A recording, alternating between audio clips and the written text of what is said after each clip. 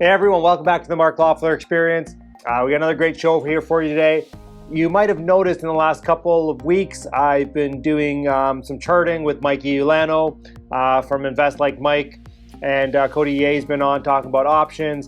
You guys know that I trade options. I've been getting a lot of questions about clarification on some things. So in this video, I'm gonna go through what I do with options and what options are and how they're used, and just some basic options criteria that so you can understand basically what's going on when I do these videos, and hopefully you're learning. I mean, this channel is all about building wealth, whether it's real estate, businesses, options, whatever it is, private lending. This is all about building wealth and helping you to create passive income in your life. And yeah, if you're new here, that's what this channel is all about. So if you guys want to see a topic down below, definitely comment, let me know. If you're new to the channel, welcome. If you've not subscribed yet, definitely subscribe, turn on that notification bell, and always smash the like button for the YouTube algorithm. It really does help. What it does is it shows other people out there that this video is popular and it's liked, and then YouTube will then recommend it to other people. So what are options? So we have a call option, and we have a put option. So what is an option? A put or a call option are exactly the same thing. It's a contract giving the owner the right, but not the obligation, to sell or sell short a specified amount of underlying security at a predetermined price within a specified time frame. This predetermined price that the buyer of the put or call option can sell is called the strike price. Put options are traded on various underlying assets, including stocks, currencies, bonds, commodities, futures, indexes.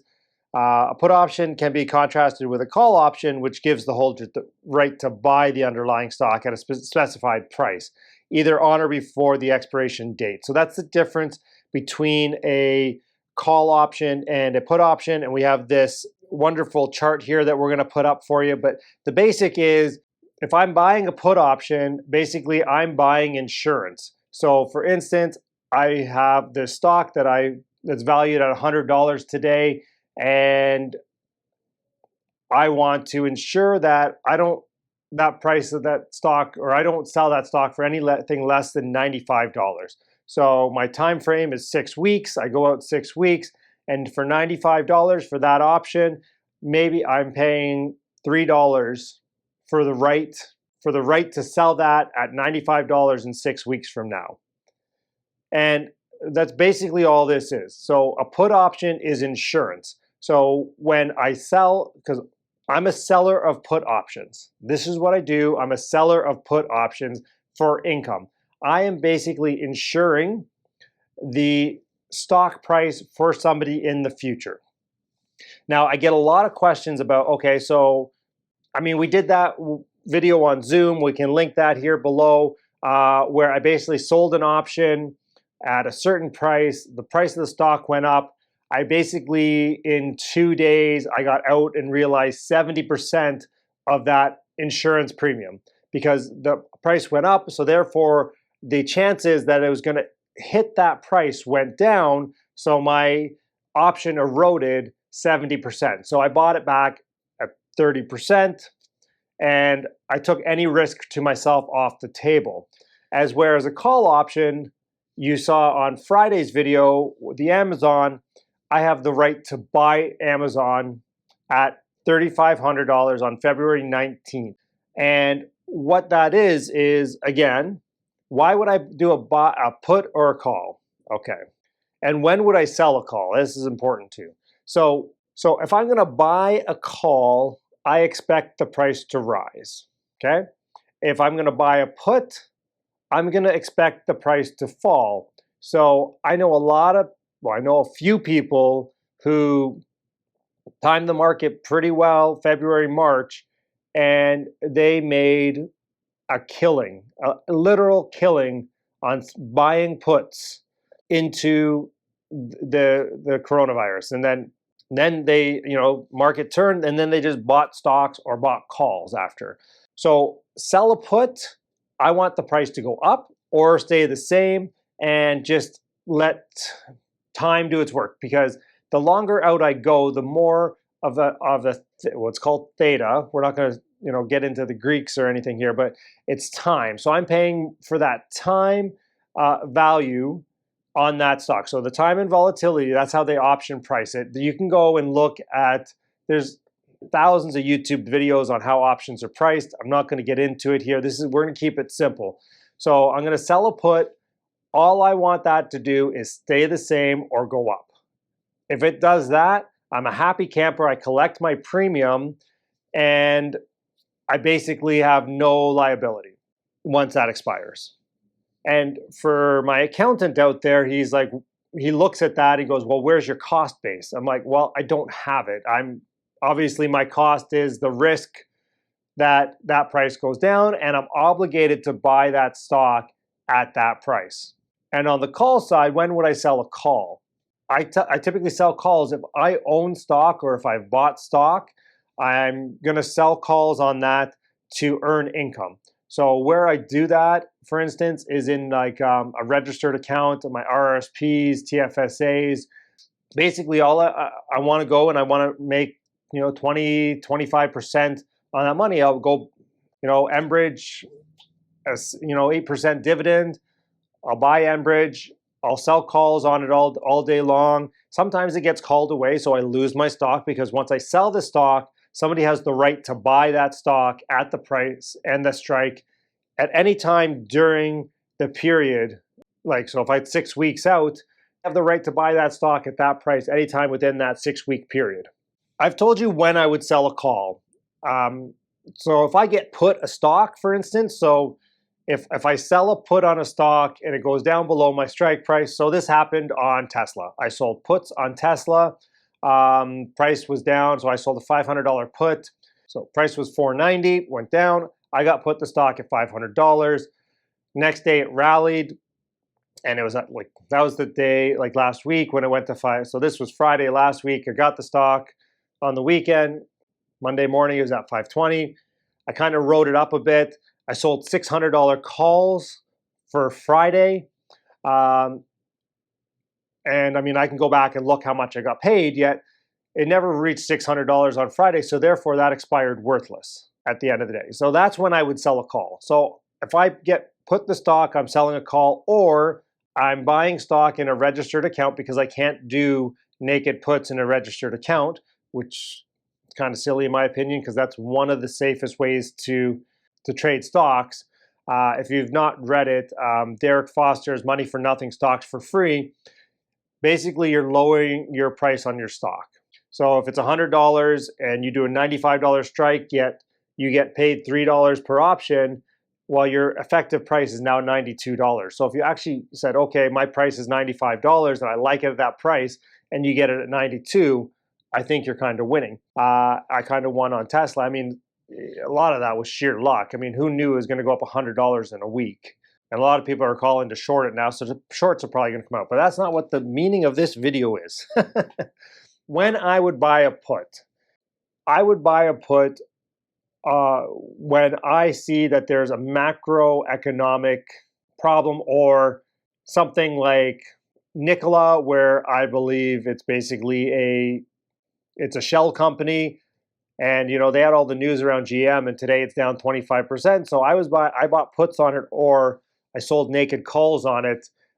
Naked calls for me, for what I think the stock is going to go down, is income, and buying the puts is obviously the same as if I'm buying a call when the price is going up. So I bought the call on Amazon on Friday. Now, at this moment that we're doing this video, let's kind of just see how that's doing. I don't think it's doing all that well.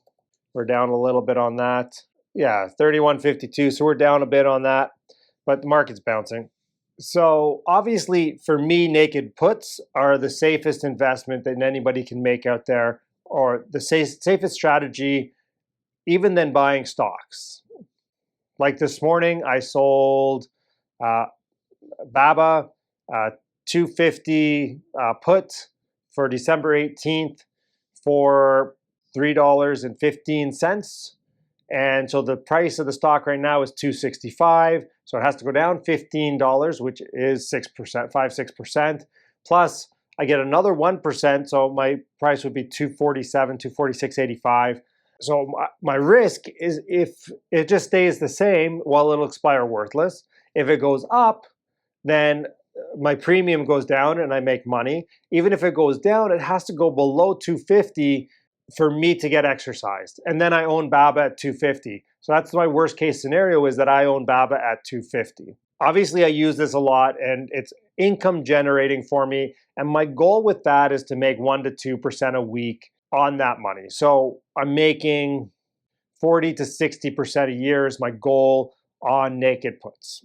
My call options, so when I buy call options, this is obviously riskier, yet you can make a higher return. So somebody asked me why I didn't just buy Amazon stock on Friday. Well, number one, obviously it's $3,100 and $3,200, let's call it at that time. So for me to buy 100 shares, it's $320,000. Whereas I bought the options, the call options, so one call option cost me $10,000.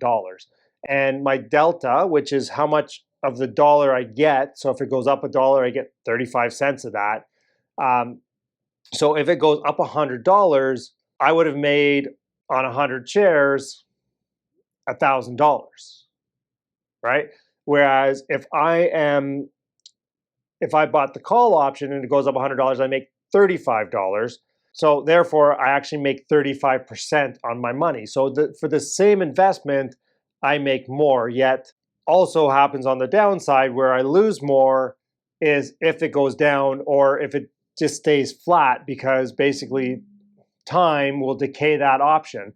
So that's why that's a riskier strategy. And it's okay to do that in a bit in your portfolio. Yet, I mean, unless you have some catalyst that you know is going to happen. Like, I don't know if everybody's watched The Big Short. If you haven't, it's a great movie. But the two young guys, that's basically what they were doing, is they were buying calls. And they were, making 400 to 500% on their money every year. So once you're churning that over at that rate, then that's going to allow you to obviously grow that bigger portfolio and really ramp up.